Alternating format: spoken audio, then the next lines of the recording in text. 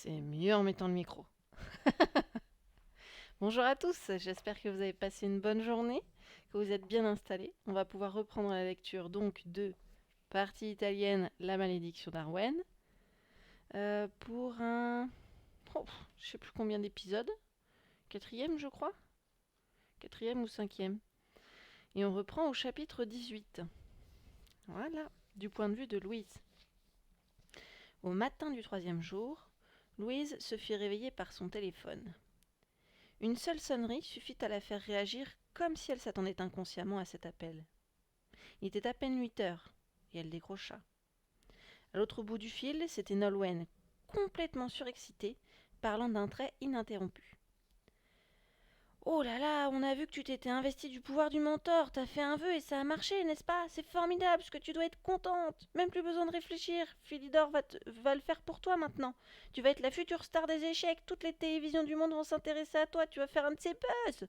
Je te vois déjà de l'invité du grand journal de Claire Chazal. Une petite blonde de 13 ans remet en question la suprématie mondiale dans le milieu des échecs. Selon des sources sûres, Garry Kasparov et Magnus Carlsen trembleraient déjà. Au fait, tu sais que Gaëben voudrait ton échiquier? Lui aussi voudrait des pouvoirs, mais il préférerait avoir ceux de Nadal. Louise n'en pouvait plus de ce monologue, qu'elle jugeait pour le moins humiliant. Elle l'interrompit donc. Bon, c'est fini. Je peux en placer une maintenant? J'aimerais bien savoir où vous avez lu tout ça dans un magazine d'échecs. Mais pas du tout, on l'a lu dans le grimoire qu'Yves Guy et Paul Piquet nous ont donné hier soir. Paul Piquet? Yves Guy? Mais c'est qui ça? Demanda Louise. Des corrigans, pardi. Je t'ai bien dit qu'on avait retrouvé le grimoire, non? Oui, mais tu sais comme moi que les corrigans n'existent pas. Ben si, figure-toi, ils existent. Même qu'on les a rencontrés. Au début, ils ont voulu nous endormir et nous kidnapper dans une ronde infernale, mais Gaëben a assuré comme un chef en relevant un défi hyper difficile. Figure-toi qu'il a réussi à réciter sans se tromper les 7 jours de la semaine. Un truc de fou! Crois-moi, hein, si tu veux, mais il a été sous le charme. Pardon, ils ont été sous le charme et ils nous ont remerciés en nous donnant le grimoire. C'est à ce moment-là que j'ai vu ton nom sur la page de l'échiquier. T'es sérieuse? Mon nom était écrit dans le grimoire à la page de l'échiquier. Mais oui! Et ce qui est encore plus surréaliste, c'est que de nouvelles lignes se sont écrites au cours de la nuit. Et elles n'y étaient pas hier soir, je suis formelle. En gros, tu aurais réalisé un premier vœu en t'investissant du pouvoir du mentor. Alors comme ça, Célérine avait raison, lança Louise. Raison de quoi? Parce qu'en ce moment, autant te dire qu'elle ne va pas très bien. Je crois même qu'elle est complètement maboule. On est allé la voir, t'aurais vu le délire? Ah bon? C'est peut-être pour ça qu'elle ne répond plus à nos lettres. À l'époque, quand elle avait encore toute sa tête, elle disait que le grimoire pouvait s'enrichir de nouvelles pages à mesure que les objets enchantés par Melchior vivaient entre les mains des Valdec. Selon elle, les aventures de ceux qui l'avaient un jour possédé s'y trouvaient miraculeusement écrites. Je n'ai jamais cru à cette version, mais si ce que tu dis est vrai. Comment ça, si ce que je dis est vrai? Tu douterais de moi à présent? Je peux prendre la page en photo et te l'envoyer, tu sais. Comme ça, tu verras par toi-même que je ne suis pas une menteuse. Excuse-moi, Nol, mais tout ça est tellement surréaliste. Malgré la distance qui nous sépare, on va être en mesure de suivre toutes tes aventures en direct dans le grimoire. Oui, ben, vous risquez d'être drôlement déçus, hein, parce qu'il n'y aura pas vraiment d'aventure. Ma décision est prise. Vous ne me verrez jamais avec Claire Chazal. J'y ai réfléchi toute la nuit et il est hors de question que je me serve de ce pouvoir pour gagner quelque tournoi d'échecs que ce soit. Si toi, tu n'es pas une menteuse, moi, je ne suis pas une tricheuse. Je te comprends, mais attends, je t'ai pas encore tout dit. L'échiquier a un autre pouvoir. Un autre truc incroyable. Ah bon? Bah, tant mieux, hein, parce que ce mentor ne m'intéresse pas du tout. Mais avant, parle-moi un peu du grimoire. Ce livre qui me faisait tellement rêver quand j'étais petite. Porte-t-il la signature de Melchior en couverture avec les trois formes géométriques insérées les unes dans les autres? Oui, tout à fait. Mais tu sais, j'ai un forfait limité, hein, et vers l'Italie, ça risque de me coûter une petite fortune. Nolwenn lui confirma rapidement tout ce qu'avait autrefois dit la grand-mère. Il était effectivement noir, avec un graphisme rouge en bas de la page de couverture, pour représenter les trois objets rendus magiques par l'enchanteur. Malgré les années, il était plutôt en bon état, même si quelques pages jaunies se collaient parfois les unes aux autres. Assez épais, il relatait suffisamment d'aventures pour empêcher trois jeunes curieux, remplis d'excitation, de dormir une bonne partie de la nuit. Trois parties distinctes s'en dégageaient. Chacune d'elles s'était introduite avec un petit dessin représentant l'objet en question. La première évoquait un moulin à café de forme carrée. Maltamel avait suffi à faire périr Sylvestre le Benet sous des tonnes de sel. La seconde confirmait que Filbert avait bien embarqué en 1795 avec son petit échiquier tout rond à bord du navire Duquesne, et qu'il avait péri au cours d'un combat à l'épée quelque part au large des côtes génoises. Là encore, Célérine avait dit juste. Nolwenn ne donna toutefois pas davantage de détails. Il y avait tant à dire et si peu de temps pour le faire, qu'il fallait aller à l'essentiel. Selon elle, le savoir échiquéen de Philidor y avait été enfermé et investi d'un second pouvoir. Louise pourrait remonter le temps à sa rencontre. Et pour finir, une troisième partie évoquait une lampe triangulaire, utilisée pendant toute une nuit pour aider Gourgon, un cousin de Fénie, à stopper la mort avant qu'elle ne commette ses méfaits sur Kerglouendou. La lampe avait fini explosée au pied d'un grand chêne par un vieillard fou de rage devant la nature vénale des hommes qui préféraient s'arrêter devant quelques dorures plutôt que de combattre la mort qui ravageait leur village. Voilà le succinct résumé qu'elle fit au cours des 3 minutes de communication qu'elle s'était octroyée. Attentive, Louise ne l'avait pas coupée une seule fois. Mais lorsqu'elle eut fini, elle voulut en savoir plus à propos du pouvoir évoqué au milieu de la conversation. Nolwenn ne suit pas prier et s'exécuta immédiatement. Afin de ne pas commettre d'erreur, elle prit soin de poser le livre sur ses genoux pour lire ce qui était précisément écrit. Après le pouvoir du mentor, l'enchanteur avait doté l'échiquier d'un autre pouvoir, et il l'exprimait ainsi. Le pouvoir de transposition permettra de voyager dans le temps. Pourquoi ne pas retrouver Philidor et y évoquer avec lui l'esprit de son jeu ? Alors c'est pas beau ça, Malou ? Tu vas pouvoir remonter à la fin du XVIIIe siècle et rencontrer ton pote Philidor. C'est fou ce que je suis contente, répondit-elle avec ironie. Après le pouvoir du mentor, qui va m'empêcher de toute ma vie d'avoir du plaisir sur les échiquiers, tu m'annonces maintenant qu'une transposition me permettrait de rencontrer Philidor. Mais tu veux que je dise quoi, moi, à Philidor ? Et puis c'est pas mon pote, d'abord, je le connais même pas. Je sais pas, moi, tu pourrais lui dire bonjour monsieur, comment allez-vous ce matin ? Quelque chose de poli. Oh, comme vous jouez bien aux échecs. Malgré tout le respect que je lui dois, je n'ai absolument aucune envie de remonter le temps pour lui dire bonjour ou boire le thé avec lui en me faisant massacrer par son jeu. Même au fin fond d'un vieux salon cousu. Mais tu ne te feras pas massacrer puisque tu as sa capacité de réflexion. N'oublie pas qu'il est aussi ton mentor. Eh bon, il va être ravi de l'apprendre. Mais ma parole, t'es jamais contente. Bon non, je suis jamais contente. C'est pas du tout ce que je m'étais imaginé. Mais tu t'attendais à quoi, au juste ? Je m'étais imaginé une formule, un tiroir qui s'ouvrirait avec plein de choses à l'intérieur pour exaucer mes désirs. Parce que, tu sais, à part les moments passés avec toi, à part mes livres et mon échiquier, toute ma vie n'a été qu'ennui, tristesse et désespoir. Dans ma famille, personne ne s'aime, et crois-moi, ça se ressent. Mais depuis que je suis en Italie, je me sens une autre, tu comprends ? Quelqu'un de différente. Je ne sais même plus où donner de la tête. Et ça me plaît vraiment. 2 jours que je remue ciel et terre à rêver d'une autre vie. 2 jours que je monopolise tout le monde en rêvant d'un coup de baguette magique qui pourrait changer mon monde. 2 jours que j'y crois. Et tout ça pourquoi ? Pour rien. Je ne suis pas d'accord avec toi, reprit Nolwenn. Tout ce qui t'arrive depuis quelque temps n'est pas le fait du hasard. C'est ton destin. C'est ta vie que tu es en train de construire. Et contrairement à ce que tu crois, ce n'est pas rien. Grâce à toi ici, on a tous vécu des moments exceptionnels de joie, d'émotion et de rencontres. Toujours grâce à toi, Gaëben a retrouvé sa dignité. Il est fier et heureux comme jamais. Encore grâce à toi, Marie est partie en vacances pour la première fois de sa vie. Elle a découvert la Bretagne et elle en est tombée amoureuse. Ça non plus, c'est pas rien. Et il n'y a pas que de la Bretagne qu'elle est tombée amoureuse, si tu vois ce que je veux dire. Gaëben ! Quant à ta grand-mère, tu ne peux même pas savoir comment elle t'aime. Pour toi, oui, pour toi, hier, elle a dépassé toutes ses limites et surmonté toutes ses peurs pour s'aventurer à 76 ans seule la nuit au fond des bois. Ok, elle n'a plus toute sa tête, mais ça non plus, c'est pas rien. Et puis ton grand-père, Louis, tu ne nous as pas confié en début d'année qu'il était parti soulagé d'un lourd secret grâce à toi ? Tu vois bien que tu pousses chacun d'entre nous à dépasser ses limites. Tu sèmes du bonheur tout autour de toi. Ce n'est pas ton échiquier qui est magique. C'est toi, et tu ne t'en rends même pas compte, espèce d'égoïste. La communication avait subitement coupé. Nolwenn venait de vider son sac, et probablement aussi toute l'énergie de sa batterie. Personne jusqu'à présent n'avait jamais parlé à Louise de la sorte. Mais elle ne s'était pas sentie blessée. Au contraire. Et encore dans sa tirade, Nolwenn n'avait pas parlé de son père, sur qui elle avait aussi décidé d'agir tel un électrochoc pour l'aider à communiquer et à sortir de son silence légendaire. Évidemment, sur ce point-là, elle ignorait tout. Alors comme ça, Louise semait du bonheur et elle ne s'en rendait même pas compte. Dommage qu'elle n'ait pas pu s'entretenir plus longtemps sur ce sujet ô combien intéressant.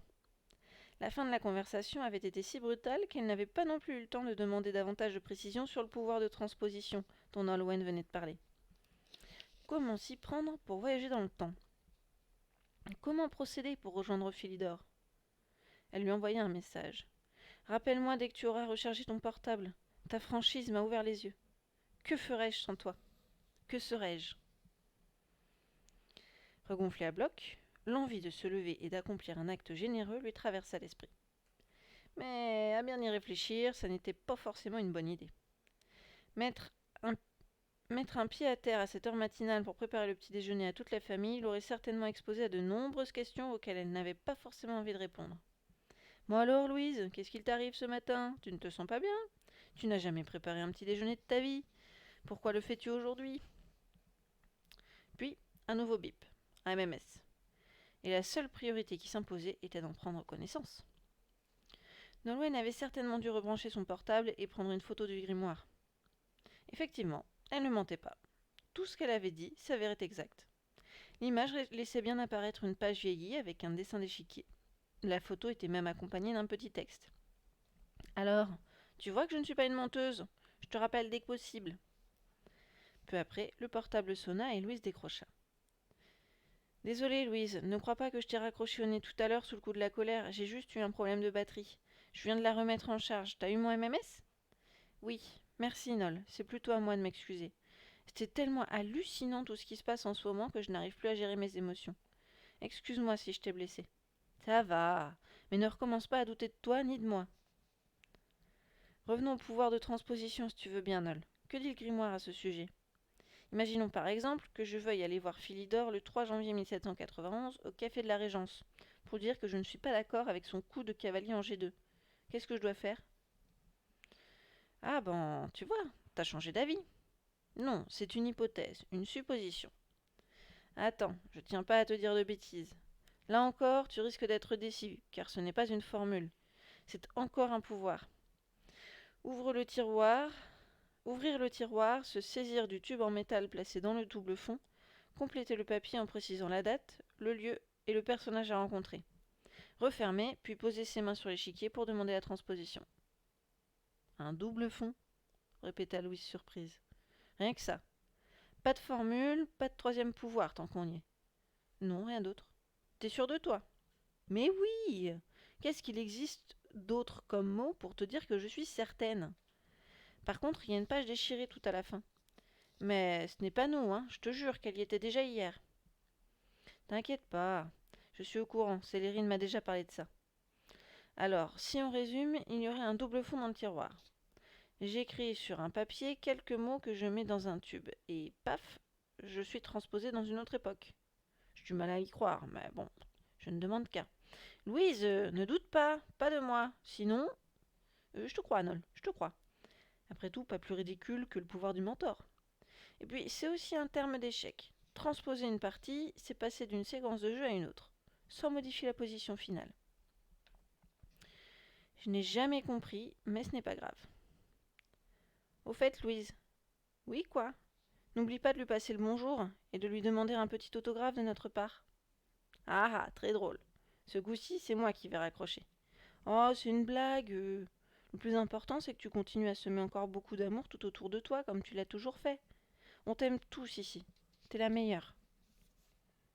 Émue, la gorge serrée, Louise raccrocha en prenant conscience de ce qu'elle était pour ses amis et de ce qu'elle représentait à leurs yeux. Finalement, il l'aimait et ce témoignage d'amour matinal la touchait profondément. C'était si rare qu'on lui dise des choses comme ça. Ça n'arrivait même jamais. Alors, elle essaierait d'être à la hauteur.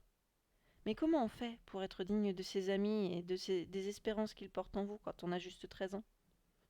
L'échiquier satisferait-il un second vœu? Serait-elle vraiment transposable dans une autre époque? Curieuse de vérifier les affirmations dites par Nolwenn, Louise prit son échiquier et le vida de toutes ses pièces. Il y avait bien un double fond.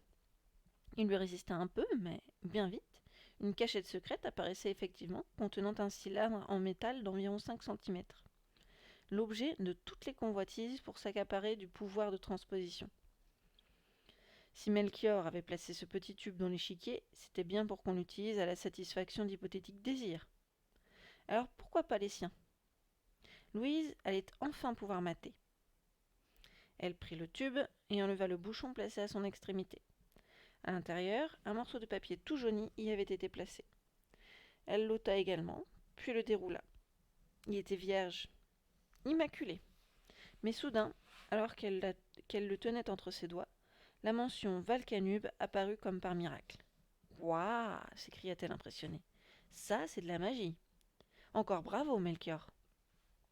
La chose était à peine croyable. Elle restait ébahie, stupéfaite, même si le tiroir, là non plus, n'avait pas voulu s'ouvrir tout seul. Que devait-elle écrire sur ce papier? Quelle destination choisir? Quoi qu'il en soit, elle ne pourrait pas faire de vœux à l'image de ce qu'elle s'était imaginée petite chez Célérine. Voler ou rejoindre Harry Potter. Pas de glace à la framboise non plus, ni de billets de 5 € pour payer son frère. Non, rien de tout ça. Seul pouvoir à sa disposition, griffonner un petit papier pour rejoindre un maître d'échecs et évoquer avec lui sa passion. Quelle conclusion tirer de toute cette affaire? Pour Louise, une seule certitude. La recherche d'une formule magique, l'idée qu'on puisse exaucer ses vœux, l'avait exaltée comme jamais. Un vrai bonheur. Mais à présent qu'elle connaissait les pouvoirs de son objet, une certaine déception la submergeait. Que d'efforts et de rêves pour rien aussi peu. Mais bon, il ne fallait pas craquer. Pas dès le matin. Plutôt cacher sa tristesse, ne plus repenser à toute cette histoire, prendre du recul, et faire une pause dans cette partie imaginaire qu'elle ne finirait sans doute jamais. Et y attendre. Attendre qu'on l'appelle pour le petit déjeuner. C'est encore la meilleure chose à faire. L'âme en peine, elle remit le bouchon, le double fond avec ses pièces, et referma le tiroir en reportant à plus tard l'hypothétique investiture d'un second pouvoir. Philidor pouvait toujours attendre au café de la Régence. Elle n'irait pas. Pas ce matin-là. Elle replaça l'échiquier à sa place et envisagea de le redonner définitivement à Célérine. Je pourrais lui offrir en guise de cadeau pour m'excuser de ne pas être venue cet été. Ainsi je tiendrai ma promesse, celle que je lui avais faite un jour. Elle serait si heureuse de le tenir comme ça contre sa poitrine. Et puis ça pourrait me faire un bon prétexte, une excuse pour me disculper des reproches qu'elle me fera sûrement en me revoyant. À voir. La journée portera conseil. Et si j'en parlais avec Amaury? Pas bête. Bon, et si je passais tout simplement à autre chose? Pas bête non plus. Lire, par exemple. Oui, lire. Rien de tel que de s'évader pour ne plus penser à cette histoire. Sur ces bonnes paroles, Louise prit son livre du Petit Prince resté sous son lit. Une fois n'était pas coutume, elle n'insista pas sur l'aquarelle de couverture qui ne ressemblait effectivement pas tant que ça à son frère, et relut la dédicace d'Yvan, celle où il souhaitait un joyeux Noël à son père et l'invitait à venir le rejoindre à Nice. Sur sa lancée, elle repassa aussi la prose qu'il avait laissée en août 1982, alors qu'il voulait lui aussi s'évader à l'image des oies sauvages dessinées par l'auteur. Elle feuilleta en diagonale les premières pages et reprit là où elle s'en était arrêtée 2 jours auparavant, page 18, chapitre 4. 48 heures s'étaient écoulées, sans lui laisser la moindre minute de répit pour partir à la découverte de tous ces personnages, qui prenaient maintenant vie sous ses doigts.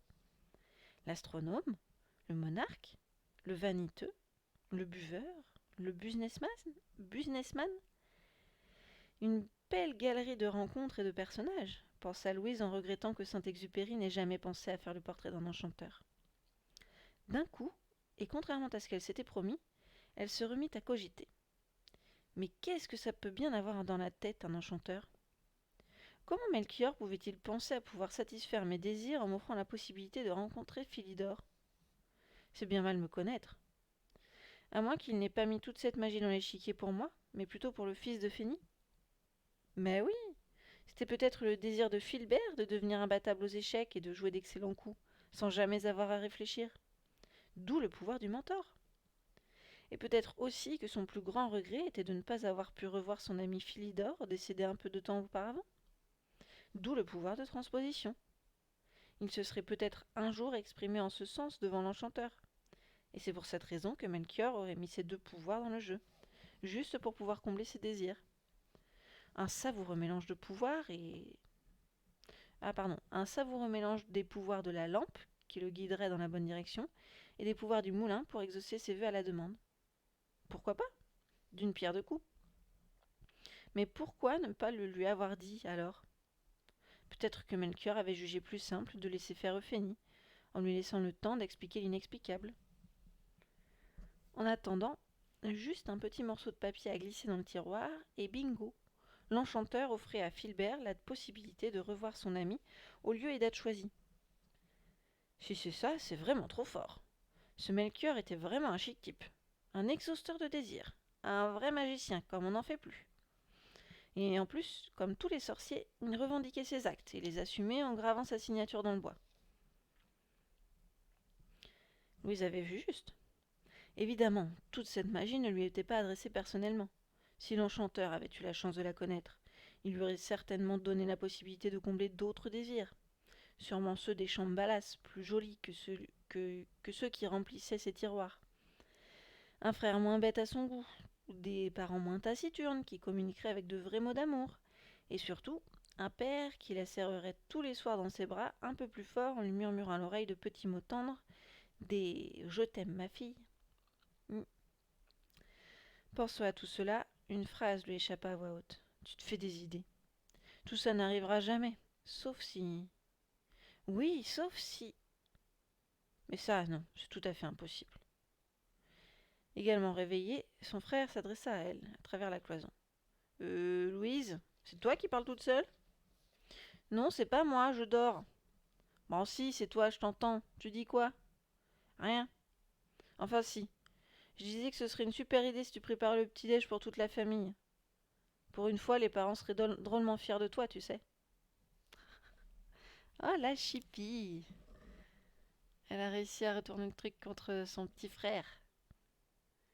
Alors par contre, je comprends pas parce qu'il n'y a pas un seul mot sur le chat. J'ai pas mon bot qui est arrivé, ni mon annonce. Aucune de mes deux annonces ne s'est mise en route. Ça, c'est étrange. J'ai pas l'habitude de voir mon chat aussi vide.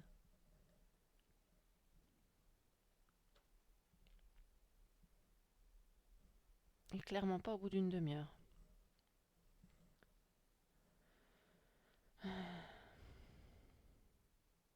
Bah non, c'est censé fonctionner. Je comprends pas.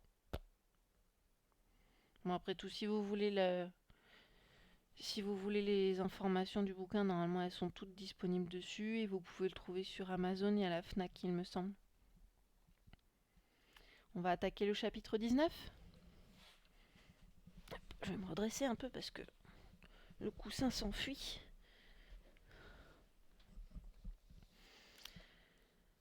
Chapitre 19 donc. Franck ouvrit un œil et regarda l'heure à sa montre, pardon. Le regard trouble, il se reprit à deux fois pour constater qu'il était déjà plus de 8 heures passées et que sa femme dormait encore.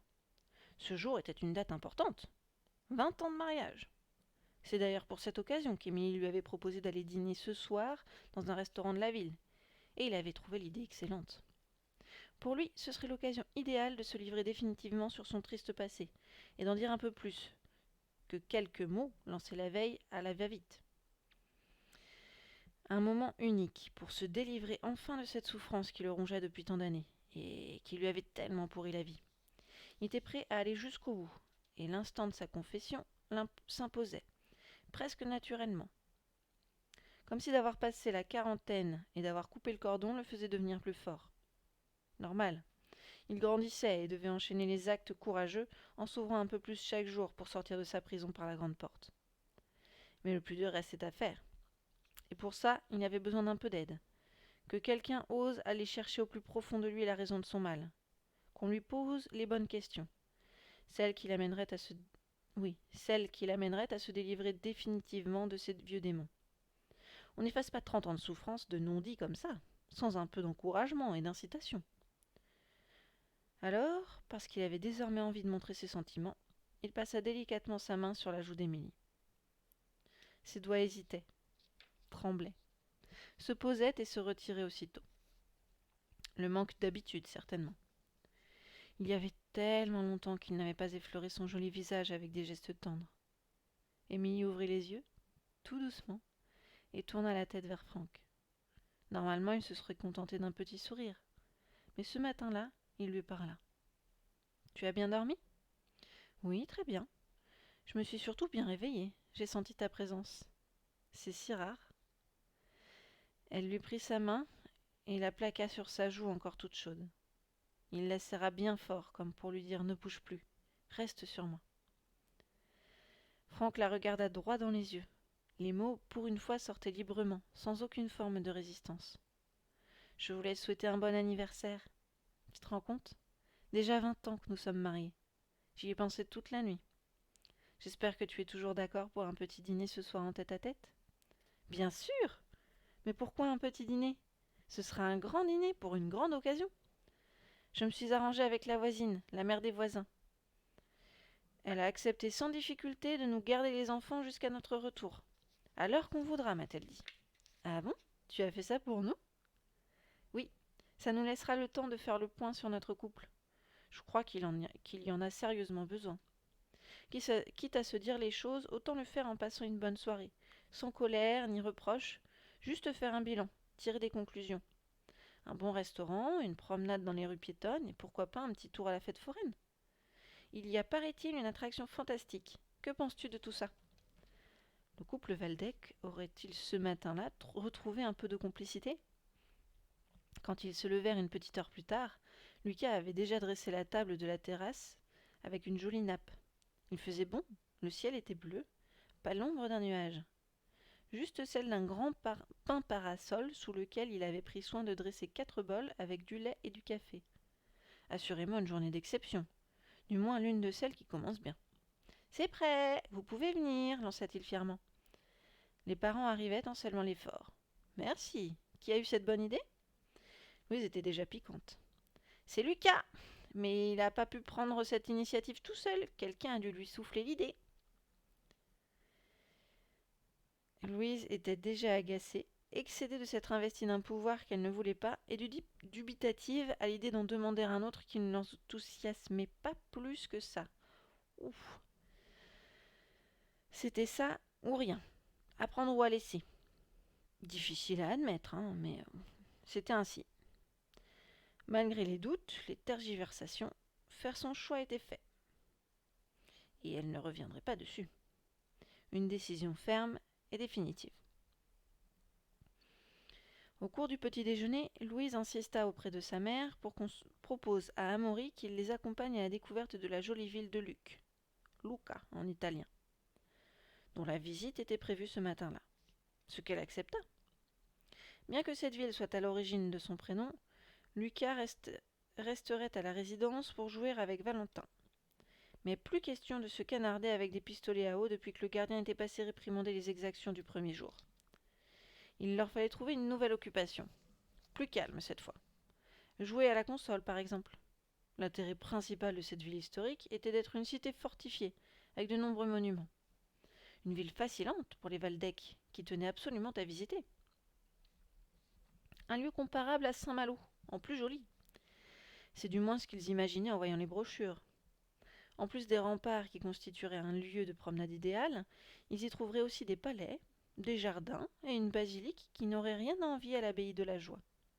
Celle de Luc avait un magnifique fronton, un chef-d'œuvre de peinture représentant le Christ et ses apôtres.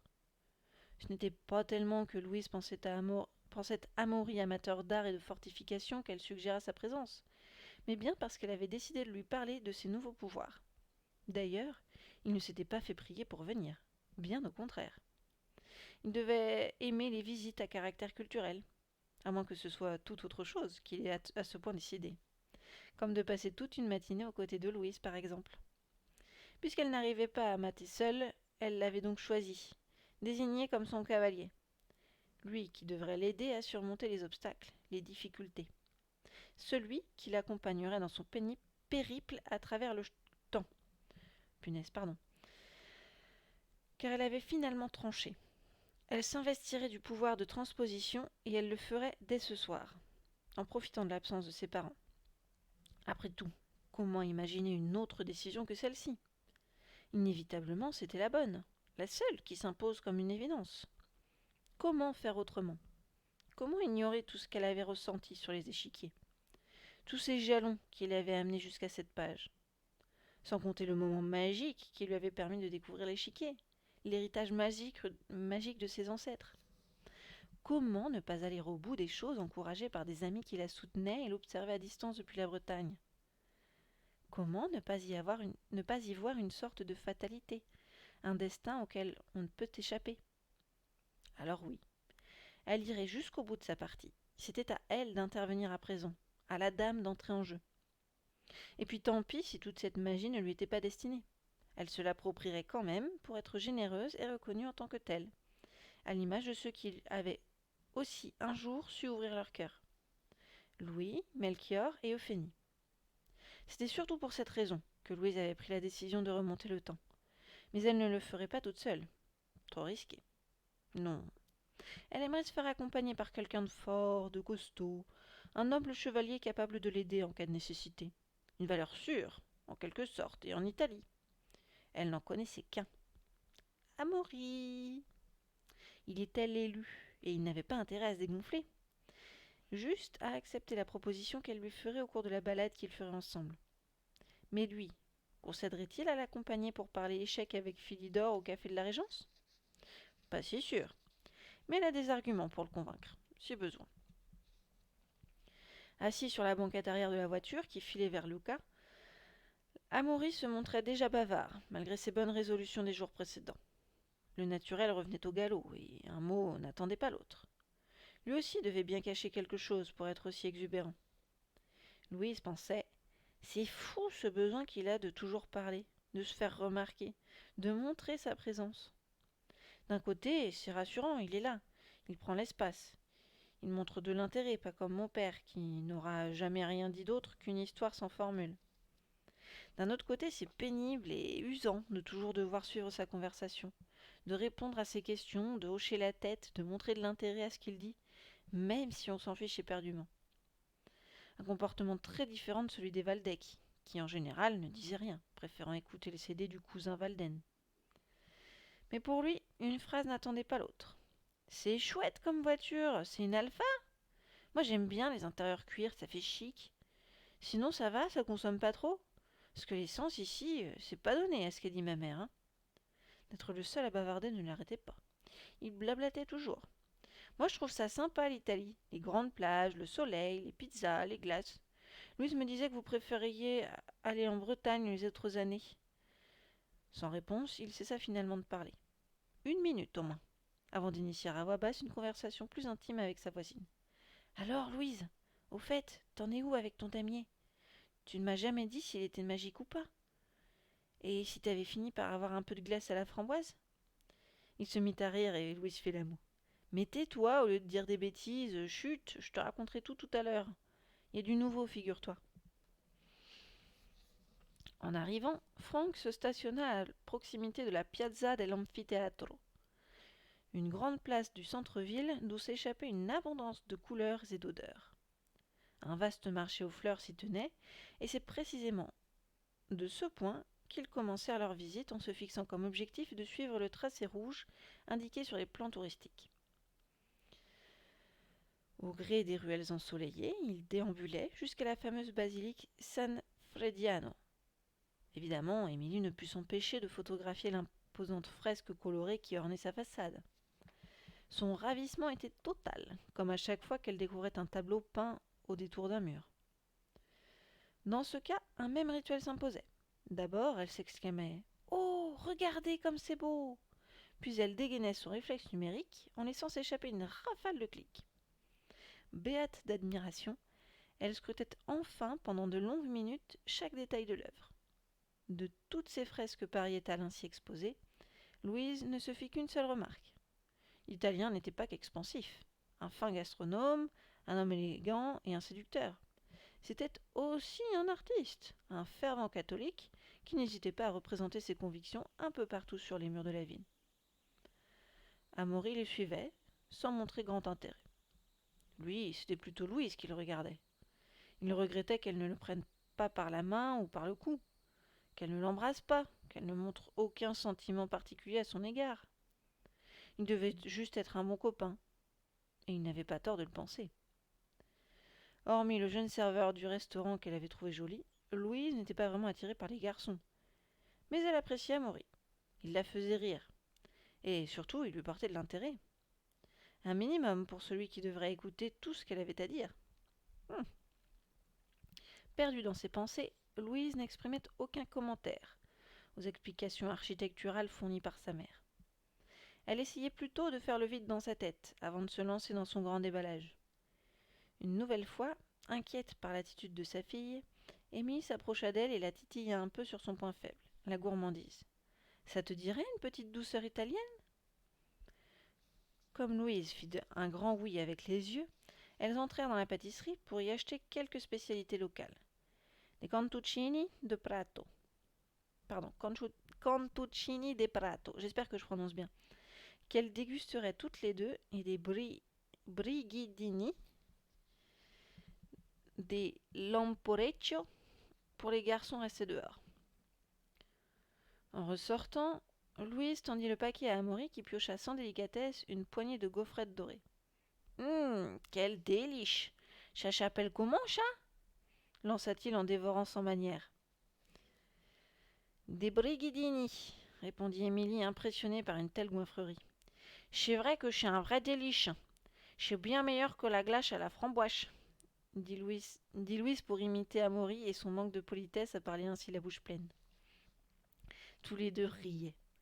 Amaury était une nouvelle fois séduit par l'humour de Louise, et lui faisait comprendre par de larges sourires. Après ce petit encas, Franck proposa qu'on le suive pour visiter les jardins du paradis. Mais Louise leva le pied de façon significative.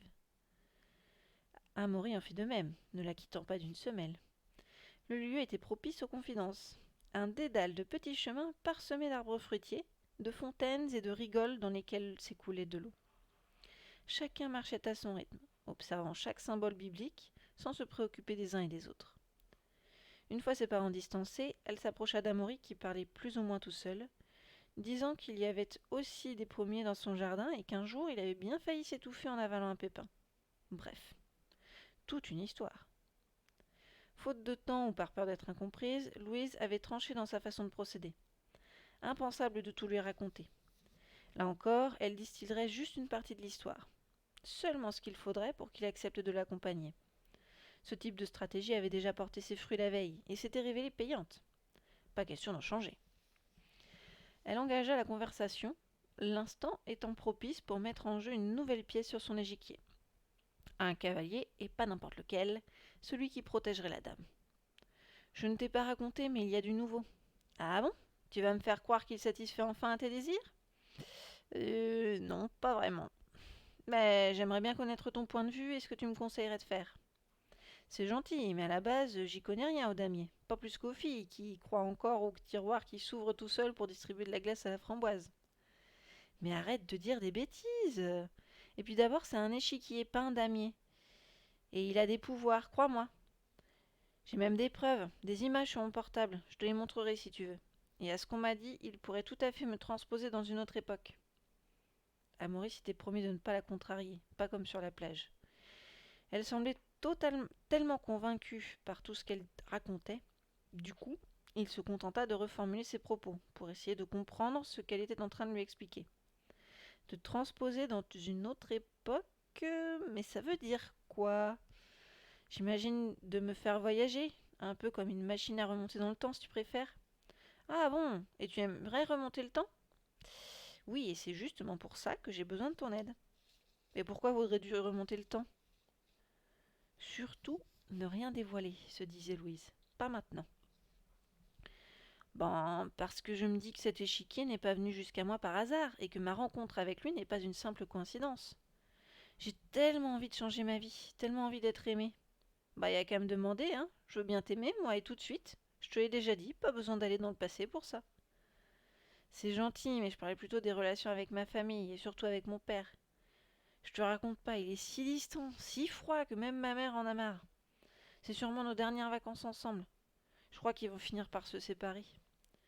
Certes, il a fait quelques efforts récemment, mais ça suffit pas. Il a l'air si malheureux. Je veux l'aider et je me suis promis de le faire.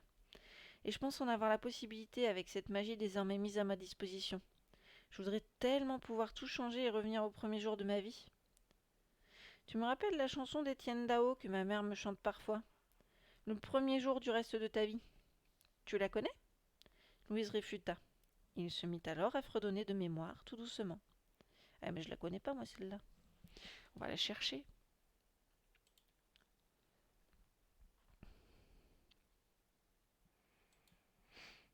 Hop.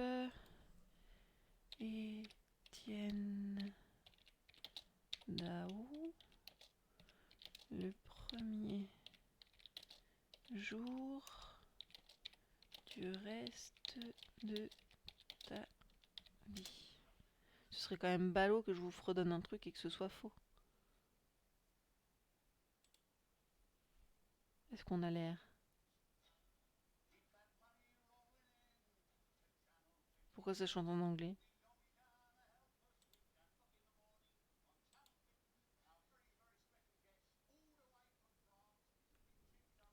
Ah, le voilà.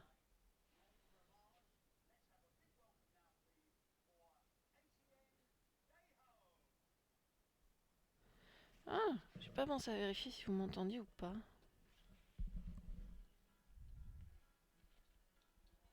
Oui, on m'entend.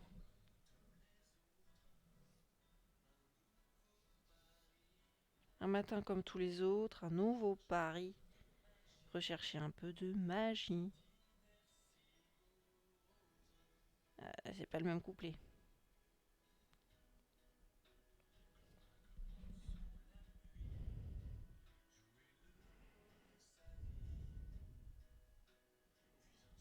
Hmm. Aïe.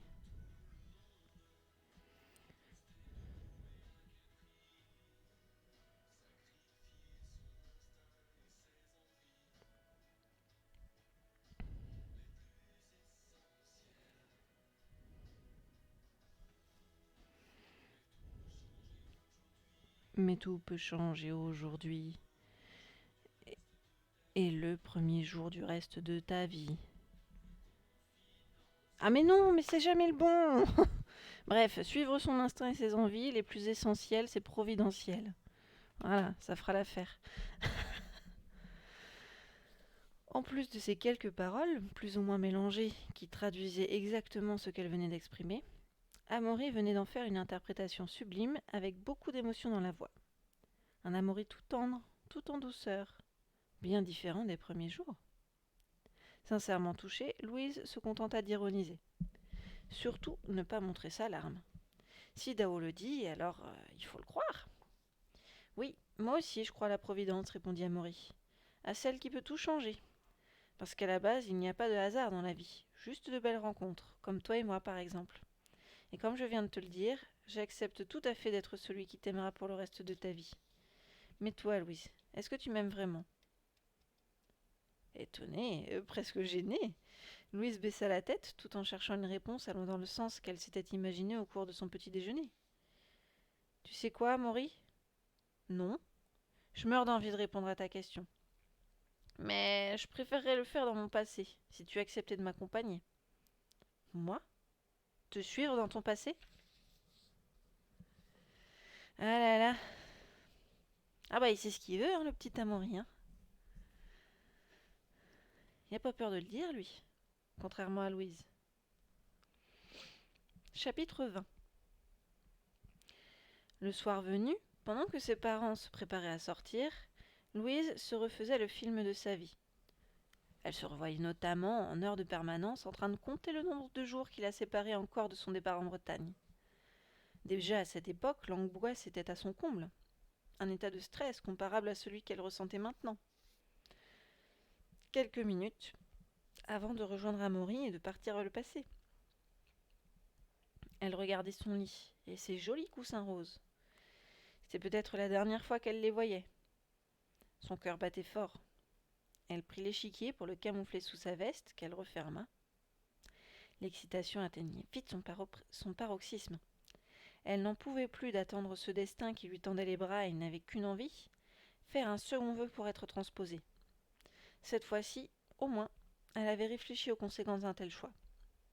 Pas comme la première fois, où elle s'était empêchée d'agir comme une débutante pour finalement regretter son geste. « Bon, j'y vais !» s'écria-t-elle à ses parents. « Vous êtes où que je vous dise au moins au revoir ?»« On est là, dans la chambre, on finit de s'habiller, » répondit sa mère. « Tu y vas déjà ? Tu n'attends pas ton frère ?» La porte était entr'ouverte. Émilie la poussa un peu et sortit de la chambre, vêtue d'une jolie robe noire qui lui épousait parfaitement le corps. Perchée sur des escarpins noirs à talons hauts et un sautoir autour du cou, elle était ravissante et Louise ne put s'empêcher de le lui dire. Pour une fois, elle n'avait pas lésiné sur les compliments. Après des mois éprouvants, Émilie retrouvait ce soir-là un joli visage qu'elle avait un peu maquillé, un beau sourire et surtout des traits détendus comme rarement.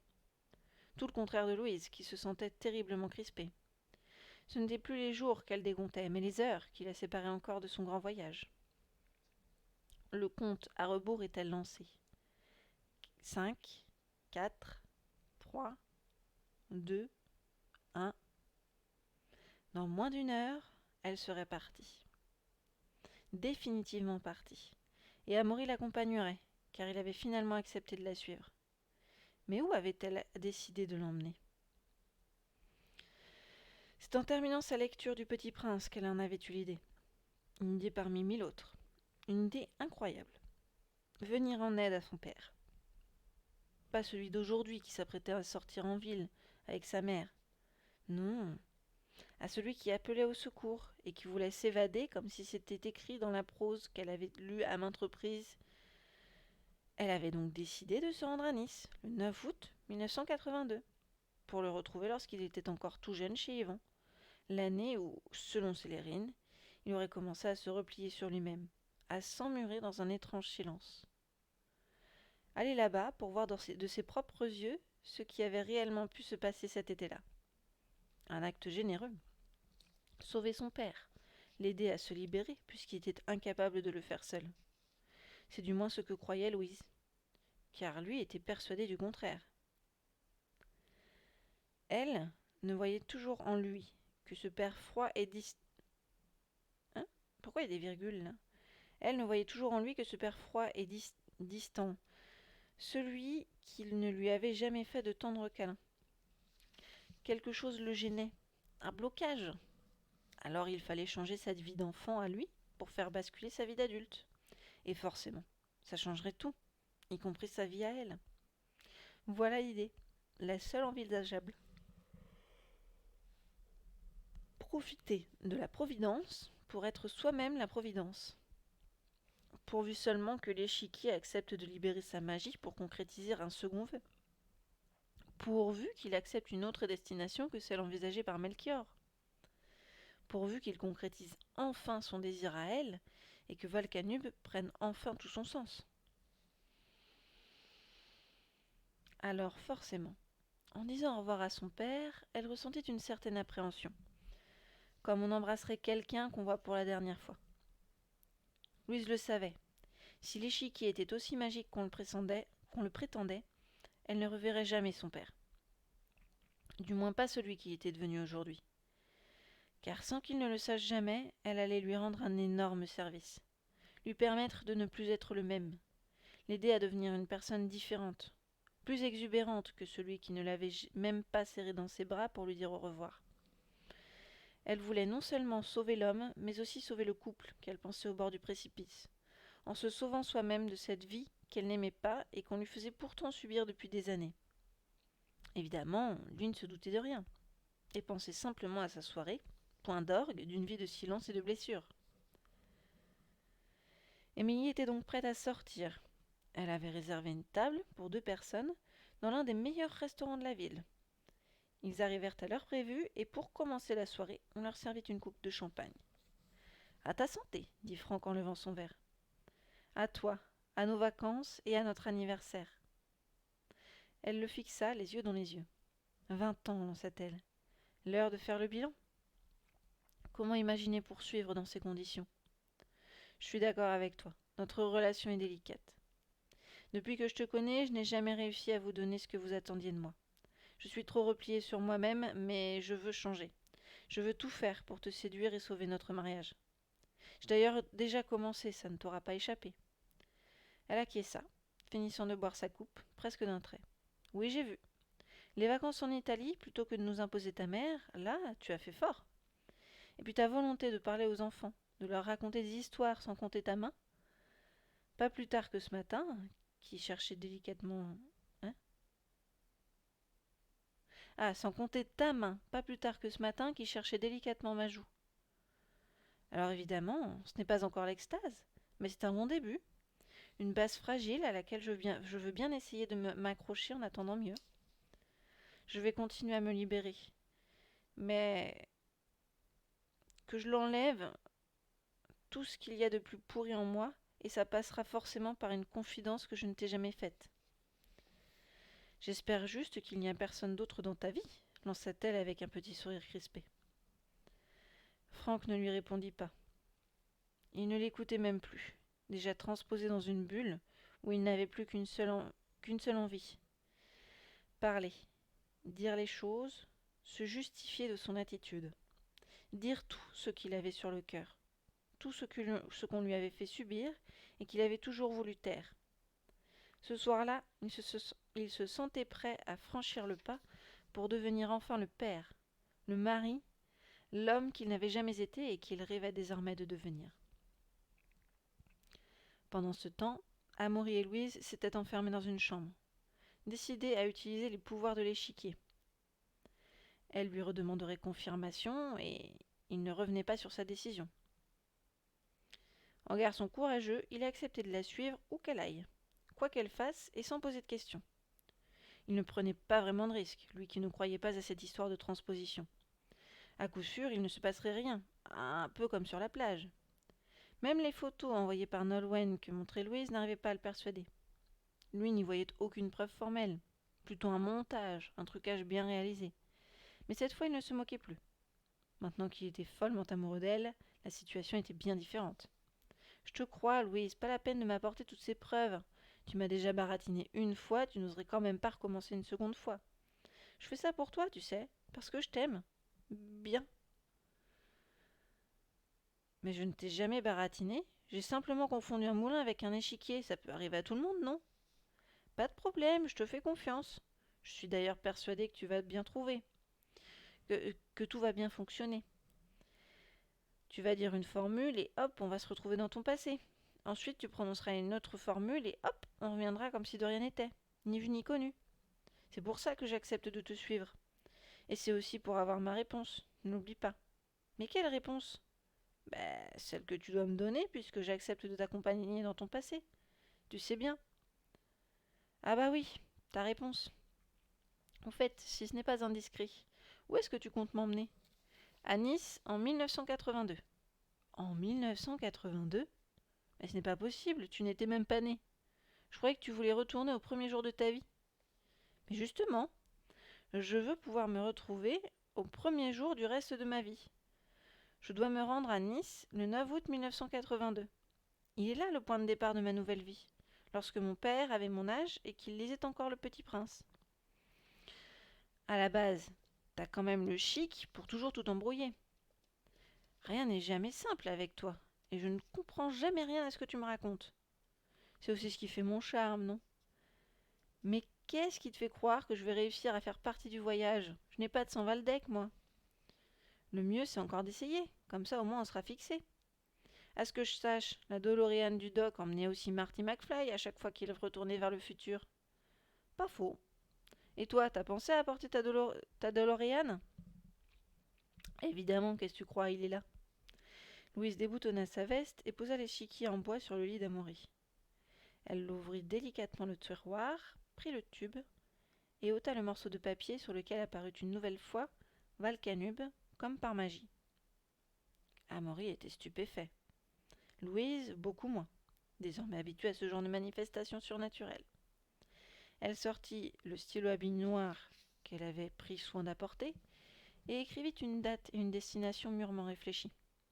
Nice, 9 août 1982, chez Yvan. Amaury la regarda faire, incrédule. Il s'était pourtant promis de ne rien dire, mais la tentation était trop forte. Tu crois vraiment que ce truc va nous transporter sur la côte d'Azur en 1982 ? Fais-moi confiance. Il observait, hagard, comme quelqu'un qui assistait à sa toute première séance de spiritisme. Il porta le morceau de papier à ses lèvres, y apposa un baiser. Ah non, elle porta le morceau de papier à ses lèvres, y apposa un petit baiser bien appuyé, puis le roula en l'insérant dans le tube, respectant à la lettre tout ce que Nolwenn lui avait expliqué. Avec méthode, elle revissa le bouchon, plaça le cylindre dans le double fond prévu à cet effet, disposa chaque pièce sur le plateau et referma le tiroir. Elle posa ses mains à plat de chaque côté de l'échiquier et invita Amaury à en faire de même, ce qu'il fit. « T'es sûr de toi ? Demanda-t-il. Parce que finalement, je commence à pétocher. Et si on ne revenait pas ? J'ai tout prévu, répondit Louise en montrant son livre d'Harry et le prince de Sang-Mêlé. On a de la lecture, c'est l'essentiel. Mais aussi, je veux vivre des aventures, alors suis-moi. Sans perdre une seconde, Louise proclama la formule ressemblant à celle prononcée lors de l'investiture de son premier vœu. Moi, Louise Waldeck, je demande à être investie du pouvoir de transposition pour me retrouver à Nice, devant chez Yvan en 1982. Je le veux vraiment. C'est mon désir et je veux qu'il se réalise. Valcanube. Au restaurant, les plats défilaient, et Franck avait la boule au ventre. Pourtant, il savourait l'instant. Un instant dont il se souviendrait toute sa vie, puisqu'Émilie lui apportait enfin sur un plateau ce qu'il désirait depuis si longtemps. Une confidence, disais-tu ? Est-ce que ça aurait un rapport avec ce que tu as dit lorsque nous sommes arrivés ici ? Tu sais, lorsque Louise t'a reproché de ne jamais raconter d'histoire, tu t'es justifié en disant t'être réfugiée dans une prison lorsque tu avais son âge et... J'ai dit ça, moi ? Oui, ce sont tes propres mots. Eh bien, j'ai la clé. C'est mon écoute, mon envie de te libérer pour que l'on puisse enfin se rapprocher, toi et moi, et vivre. Vivre enfin. Alors raconte-moi. Je veux savoir pourquoi tu es comme ça depuis que je te connais. Je n'avais jamais pensé que j'en serais capable un jour. C'est pas facile, tu t'en doutes, mais je dois le faire, j'ai plus le choix. J'ai connu un homme à Riec, quand j'étais gosse en vacances chez mon oncle. Quelqu'un de la famille très éloignée. Un type riche, puissant dans les affaires. Il vivait à Nice à cette époque, et il m'avait invité à venir passer chez lui tout un été. J'avais immédiatement ressenti une attirance pour lui. Il avait l'air de vouloir m'offrir tellement de choses, à moi qui n'avais rien. C'était à l'été 1982 et ma mère a accepté. Il est venu me chercher jusqu'en Bretagne, tu t'imagines ? Là-bas, sa maison était grande et belle, avec un beau balcon donnant sur la mer.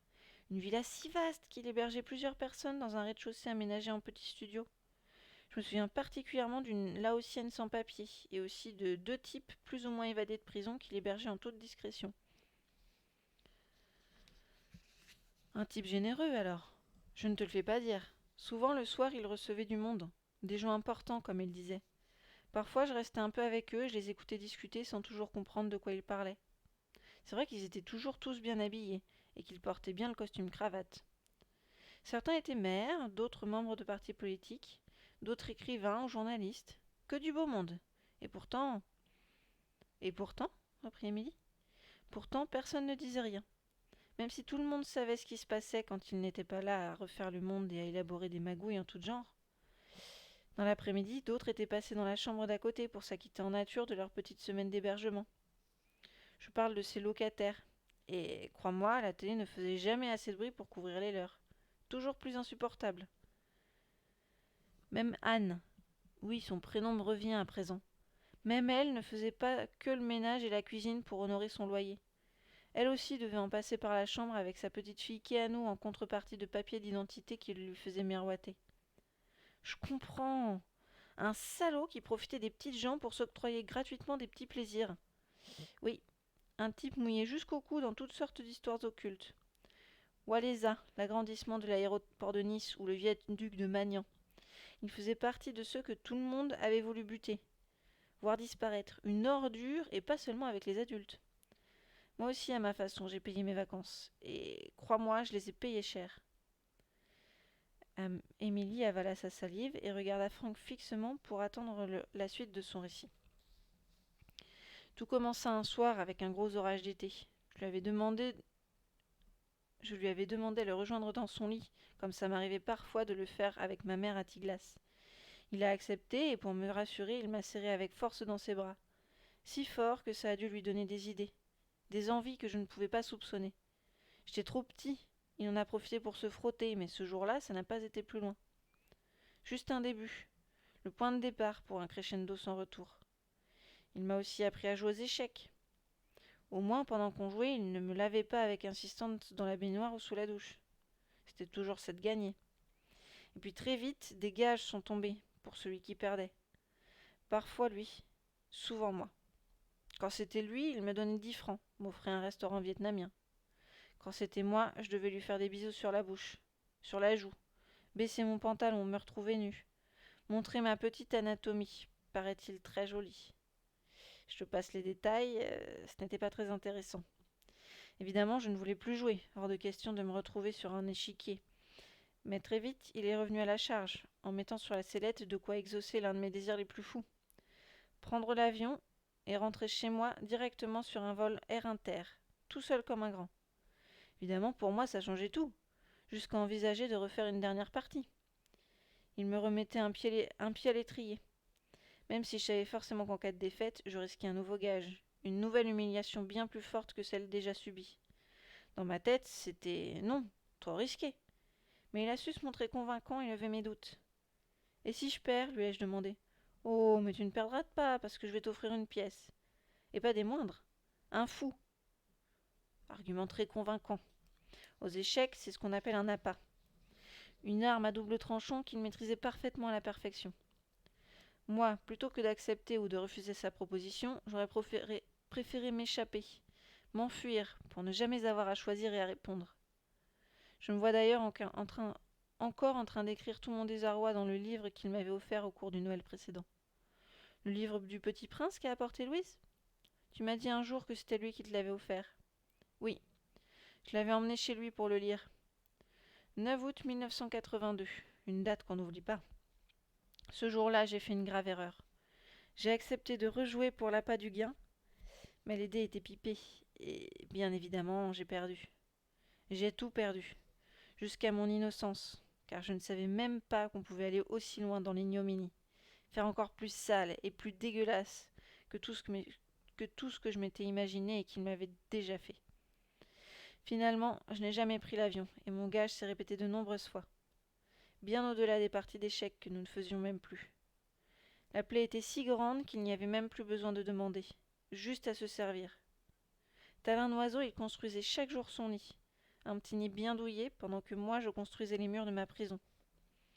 Des murs devenus si hauts avec les années qu'ils m'ont toujours paru infranchissables. Si j'avais su de quoi cet homme était capable, je l'aurais massacré, tué, poussé par-dessus la rambarde de son balcon, mais je n'ai rien fait de tout ça. J'ai juste pleuré et gardé le traumatisme pour moi tout seul. Franck fit en sorte de contenir son émotion. Amy était consternée par tout ce qu'elle venait d'entendre et réagit comme elle put. Il n'y avait pas de mots pour traduire son ressenti. Un sentiment violent entre écœurement et incompréhension. Mais comment as-tu fait pour taire cette histoire aussi longtemps? Tu n'en as jamais parlé avec ta mère? Vous n'avez jamais voulu porter plainte? Non. En 1982, la parole d'un enfant ne valait rien contre celle d'un homme tout-puissant ayant exigé de moi de ne jamais divulguer un tel secret. À cette époque, on devait soi-même penser ses blessures, et je n'ai jamais su le faire. Depuis, l'idée de serrer quelqu'un contre moi m'est impossible, et malheureusement, tu en as fait la triste expérience. Tu as cru à un excès de timidité, mais ça n'était pas que ça. À chaque fois que j'ai essayé de te serrer dans mes bras, je n'ai ressenti que des larmes et de la douleur. C'était toujours lui que je ressentais contre moi, jamais toi. Cette ordure m'a pourri ma vie. Quant à ma mère, consciemment ou inconsciemment, je lui en ai toujours voulu de m'avoir mis dans ses sales pattes, de n'avoir rien vu, et de n'avoir jamais voulu essayer de comprendre les raisons de mon silence. J'ai été dure avec elle, et je ne lui ai quasiment jamais plus adressé la parole, jusqu'au jour où elle a appris ce qui s'était passé. J'ignore comment. L'affaire est ressortie comme par hasard le jour où je lui ai annoncé que je voulais partir de Tiglas pour te rejoindre. C'est là qu'elle m'a menacé de tout divulguer, d'étaler mon linge sale sur la plage publique si je ne prenais pas soin d'elle, si je ne lui écrivais pas, et si, et si, et si, et si. J'en passe et des meilleurs. La culpabilité, la honte que cette histoire soit étalée au grand jour m'a fait céder à ses caprices de mère démoniatrice et m'a enfermé sur moi un peu plus chaque jour. Voilà, tu sais tout. Ou presque, jusqu'à présent. J'aurais peut-être mieux fait de mourir ce jour-là. Je me suis d'ailleurs déjà posé la question. Ne dis pas ça. Tu as fait 2 beaux enfants. J'ai vraiment été à 2 doigts de passer à l'acte, juste après ma défaite et mon passage dans la chambre d'à côté. Mais je me suis raccrochée à la couverture de mon livre, celle du Petit Prince. J'ai longuement regardé l'aquarelle de couverture et j'ai imaginé un fils, le mien, celui que je pourrais avoir un jour. Je l'ai imaginé si fort que 20 ans après, jour pour jour, tu donnais naissance à Lucas. Va savoir. C'est sans doute pour cette raison qu'il ressemble tellement au Petit Prince. À croire que dans la vie, il n'y a pas que de hasard, juste des coïncidences. Et tu crois qu'il est mort à présent? Dans ma tête, oui. Mais dans mon corps, pas encore. Je crois que j'ai pardonné à tout le monde, sauf à moi. Moi qui n'ai fait que de vous blesser par mon silence et par la distance que j'ai toujours mis dans nos relations. Je vais y arriver, je vais m'en sortir. Je suis sur la bonne voie. Désolée de t'avoir un peu gâché ta soirée. Mais non, détrompe-toi, tu n'as rien gâché du tout. Bien au contraire, tu viens de me donner toute ta confiance, la plus intime qui soit. C'est le plus beau cadeau que tu pouvais m'offrir pour cet anniversaire et je t'en suis terriblement reconnaissante. J'en suis sûre, notre couple va en ressortir grandi désormais. Émilie prit les mains de Franck et les pressa fortement. Elle serait à ses côtés. Il pourrait compter sur son soutien. Dis-moi, de quoi tu aurais envie à présent, à part d'un bon dessert? Juste envie de pleurer sur ton épaule comme un gros bébé. Mais si c'est le moment, ce n'est pas vraiment l'endroit. Et puis, il faut que je garde des forces pour achever ma guérison. Oui, oui, à chaque jour suffit sa peine. À présent, j'aimerais bien me changer les idées, ne plus penser au passé, seulement profiter de l'instant présent. Tu ne m'avais pas parlé d'une fête foraine? Oh punaise, le bot s'est réveillé.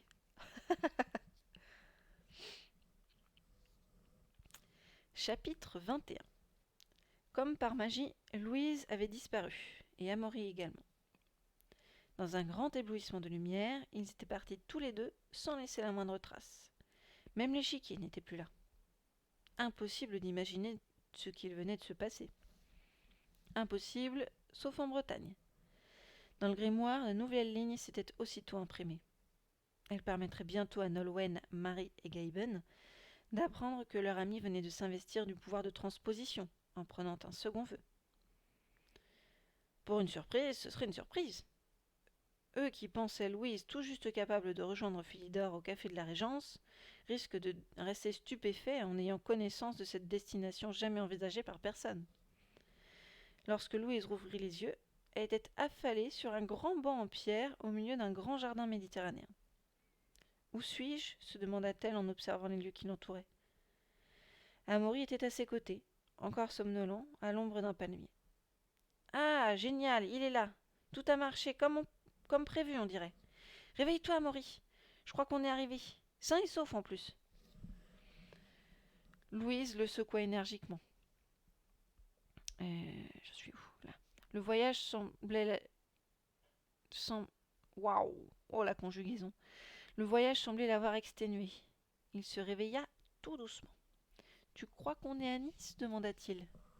« Ah, mais c'est qu'il n'y a plus de batterie? J'ai plus de batterie. »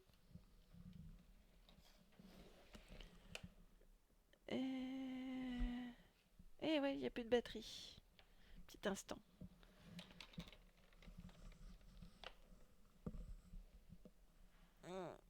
Là.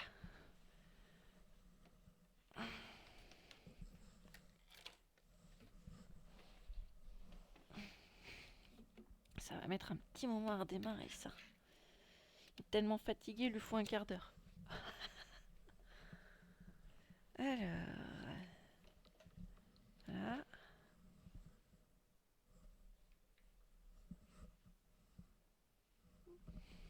On va lui laisser le temps. On va reprendre la lecture. Tu crois qu'on est à Nice ? Demanda Amaury. Oui, je pense qu'on y est. On dirait que ça a fonctionné. Quand je te disais qu'il y avait de la magie dans cet échiquier, tu avais raison. Je vais enfin pouvoir comprendre ce qu'il s'est passé, finir ma partie, prononcer le mat et changer la vie de mon père. Je suis vraiment désolée de ne pas t'avoir cru. Apparemment, t'avais raison. Ce vieux damier nous a bien transposés. Mais je sais même pas ce que c'est qu'un mat au juste. Un mat. C'est un mot d'origine arabe, dit Louise. Ça veut dire mort. Checkmat, le roi est mort. Ah bon ? Mais ne me dis pas que tu veux tuer ton père. En quelque sorte, si. Disons que je veux le rendre différent, en choisissant d'intervenir à un moment charnière de sa vie. Louise regarda une nouvelle fois autour d'elle. Plus précisément, l'habitation, qui se posait derrière elle. En tout cas, cette maison ressemble exactement à celle que j'ai vue sur des photos chez Célérine. Une jolie maison haute avec un étage. Et puis cet immense balcon, pas de doute, on y est. Par contre, est-ce la bonne date ? Ça, mystère, on le verra bien. Louise rangea soigneusement le petit échiquier et prit la main d'Amaury pour l'aider à se relever. Ils firent le tour de la maison. Tout semblait calme en cette fin d'après-midi. Les persiennes encore mi-closes. Seul le chant des cigales perturbait la sérénité des lieux. Personne. Peut-être de l'autre côté, dit Louise en commençant à faire le tour du propriétaire. Effectivement, un peu plus loin, à l'extérieur de la propriété, sur un muret bas, un jeune garçon était assis. Il avait l'air triste, presque absent. Louise le regarda de loin. Et si c'était lui ? Elle s'approcha. Amaury lui emboîta le pas. Le jeune homme leva la tête et s'adressa à Louise. « Qu'est-ce que t'as à me regarder comme ça ?»« Rien, répondit Louise. Je trouve juste que tu as l'air triste et ça me fait de la peine de te voir ainsi. Tu me fais penser au petit prince. Qu'est-ce que ça peut te faire si je suis triste ou pas ? Et puis, je me demande bien pourquoi tu me parles du petit prince. C'est justement le livre que je suis en train de lire. T'es qui au juste ? Louise reconnaissait parfaitement l'aquarelle de couverture. La même que celle observée le matin même, avec 30 ans de moins. Je m'appelle Aloysia. Je suis une petite fée. Et lui, c'est Amaury, un elfe. Une sorte de génie, si tu préfères, qui m'accompagne partout où je vais. Et toi, je suis certaine que tu t'appelles Franck. Encore tout flatté par la présentation élogieuse qu'on venait de faire de lui, Amaury s'approcha tout près de Louise et lui susurra à l'oreille. « Tu le connais ? C'est qui ?»« Mais bien évidemment que je le connais !» Louise marqua un temps de respiration. « C'est mon père. Tu ne le reconnais pas ?» Amaury fit 3 pas en arrière. C'est vrai qu'il ressemble un peu au type qui m'a emmené hier à Lucca. « Mais comment tu connais mon nom ?» demande le jeune Franck. « C'est quoi l'embrouille ?»« Il n'y a pas d'embrouille. C'est juste que je suis une fée, une sorte de mentor venue pour te conseiller. Parce que je sais à quel point tu es particulièrement triste aujourd'hui. » « Mais je ne crois pas aux fées, moi, ni aux génies d'ailleurs. Alors laissez-moi, partez. Vous ne pouvez rien faire pour moi. En plus, je dois réfléchir à une proposition que l'on vient de me faire, et je n'ai besoin de personne pour prendre ma décision. »« Ah, tu préfères fuir comme une oie sauvage. Fuir vivant, plutôt que d'assumer tes responsabilités. C'est ça que tu veux ?» demanda Louise. S'apercevant qu'elle venait de faire mouche en donnant des détails que seule une fée pouvait connaître, Louise s'assit à côté de lui. Le jeune Franck devint subitement plus docile, moins réfractaire à leur présence. Il prit son livre du Petit Prince et l'ouvrit pour montrer les mots qu'il venait d'écrire, quelques minutes auparavant. Une fois encore, Louise reconnut cette prose qu'elle connaissait par cœur, pour l'avoir lue et relue à maintes reprises. Elle était bien revenue en 1982, et c'était bien son père qui était assis à ses côtés. Aucun doute possible. Elle le regarda si fixement qu'il baissa les yeux et renifla sa peine en laissant échapper quelques larmes. C'était vrai. Il voulait s'évader, et il appelait au secours par écrit. Mais pourquoi? Il semblait si seul, si désemparé. Il livra un début d'explication. Il m'a demandé de refaire une partie d'échecs, mais je n'ai plus envie de jouer. Je ne veux plus perdre, je ne veux plus avoir de gages. Je n'en peux plus de ces humiliations, je le déteste. Louise le prit dans ses bras pour le réconforter. Aussi incroyable que ça puisse paraître, c'était la première fois qu'elle serrait son père avec une telle force. Il leur avait fallu rejoindre 1982 pour vivre un tel moment. L'étreinte passée, elle sortit machinalement l'échiquier enfoui sous sa veste et le mit bien en évidence devant ses yeux. Pour elle, l'objet ne pouvait être que la clé de tous les miracles, et lui seul allait pouvoir aider son père. « Mais pourquoi tu me sors ce jeu ?» demanda Franck. « Je viens de te dire que je ne voulais plus jouer. Ne me propose pas une partie, ça me dégoûte. Je me demande même si je ne préférerais pas mourir plutôt que de prendre une décision. » Elle n'en revenait pas de la colère, de la force des mots prononcés par son père. Comment pouvait-on préférer mourir plutôt que de jouer aux échecs? La chose était à peine pensable. Incroyable, inouï. Pourtant, s'il le disait, c'est que ça devait être vrai. Après tout, le père de Louis n'aurait-il pas préféré mourir plutôt que de vivre l'enfer en déportation après avoir perdu sa partie à la commandanture? Elle commençait à pressentir un début d'explication à ce qui avait dû se passer ce jour-là. Son père avait sans doute accepté de faire une partie et l'avait perdu en subissant un gage terrible, une humiliation dont il ne s'était jamais remis. D'où le silence dans lequel il s'était enfermé toute sa vie, pour reprendre ses propres mots. D'où le changement de comportement observé par Célérine à partir de cet été-là. C'est à ce moment précis qu'Amaury décida d'intervenir, sans doute encore un peu sonné par la transposition. Oui, mais ce n'est pas un damier comme les autres, celui-là est magique. Il a des pouvoirs et pas n'importe lesquels. Il peut te transposer où tu veux, quand tu veux. Rien de plus simple.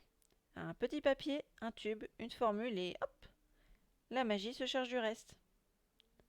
Jeune Franck restait perplexe. Louise insistait pour qu'il accepte de l'utiliser.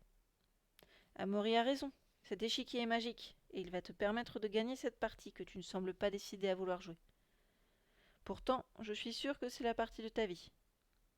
Tu ne vas pas perdre, tu vas gagner et prendre ta revanche. C'est bien ce que tu aimerais, non? Oui, à choisir. Alors fais-moi confiance, prends-le. C'est mon cœur qui te le donne. Et qu'est-ce que je dois faire en échange de ce cadeau? Mais rien, voyons, je suis une fée, je suis généreuse et désintéressée. Tu dois juste faire un vœu, t'investir du pouvoir du mentor et surtout ne pas poser plus de questions. Tu sais, les détails dans une histoire, c'est ce qu'il y a de plus ennuyeux. C'est bizarre, je n'aime pas les histoires et je ne les retiens pas, mais je me demande si ma mère ne m'a pas déjà raconté une histoire d'échiquier magique, un peu comme celui-là, avec une lampe et un moulin à café. Mais dans notre famille, on disait qu'il ne valait surtout pas y toucher. Oh, il s'est trompé de verbe cette fois. Mais dans notre famille, on disait qu'il ne fallait surtout pas y toucher à cause de la malédiction d'Arwen. Louise réalisa que son père connaissait évidemment les mêmes légendes qu'elle. Sa mère aussi avait dû les lui raconter. Par chance, il ne s'en souvenait plus. Sinon, aurait-il accepté de coopérer comme il semblait à présent vouloir le faire? Elle se contenta d'une réponse évasive et spontanée. « Désolée, mais je n'ai jamais entendu parler de cette malédiction et de ce moulin. » Soudainement excitée, Amaury lui coupa la parole. « Mais si, Louise. Enfin, je veux dire, Aloysia. Rappelle-toi, il parle de ton moulin à sel. Souviens-toi sur la plage. » Louise devint soudain toute rouge et gênée. C'est Franck qui lui sauva la mise. « Mais pas du tout. Je n'ai jamais parlé d'un moulin à sel. J'ai parlé d'un moulin à café. Qu'est-ce qu'il me saoule, celui-là? Il pourrait pas retourner dans sa lampe? » lança Louise un peu gênée. Ça doit être le choc. L'émotion de t'avoir rencontré qui lui fait dire un peu n'importe quoi. Pas vrai, Maury? Rappelle-toi de ce que je t'ai dit. Et ça a du bon parfois de se taire. Alors, prends-en de la graine si tu ne veux pas un jour y laisser ta peau. En plus, Franck a des choses bien plus importantes à faire que d'écouter des vieilles histoires sans intérêt. Elle prit les mains de son jeune père et les posa sur l'échiquier en bois, en lui demandant de répéter après elle les mots qu'elle lui soufflait à voix basse pour faire un vœu. Frank s'exécuta en s'investissant à son tour du pouvoir du mentor. Comme pour elle, un miracle eut lieu. Une aveuglante lumière blanche jaillit subitement de l'échiquier et se propagea tout au long de ses bras, pour finalement l'envahir à travers tout son corps. Balkanub. L'échiquier venait de satisfaire un troisième vœu. Comme pour sa fille, le jeune Frank Waldeck était désormais en mesure de voir les cases s'allumer et s'éteindre à coups de lumière verte, en fonction de ce que lui conseillait le grand maître Philidor. Incrédule, méfiant et sceptique au départ, il se rendait compte que le destin venait de lui apporter un sérieux coup de pouce. « Allez, vas-y Franck, va lui mettre une raclée, » dit Louise. « Va changer ta vie, va mater. Fais-le pour toi, fais-le pour moi. » Franck s'éloignait. La dame avait fait mouche, jouant encore un très bon coup, appuyé par son fidèle cavalier. « Tu ne peux plus perdre maintenant, tu es un champion, » lança Amaury. « On reste là et on t'attend. » « Rassurez-vous, dit Franck, le vert, c'est la couleur de l'espoir. Je vais faire plus que de gagner, je vais le massacrer. Mais si je ne suis pas revenu dans une heure, envoyez-moi les secours. Ce type est capable de tout. Un vrai salaud, je vous dis. » Sur ces quelques mots, il monta l'escalier menant à l'étage en se tenant la main courante. Il ouvrit la porte et disparut vers son destin.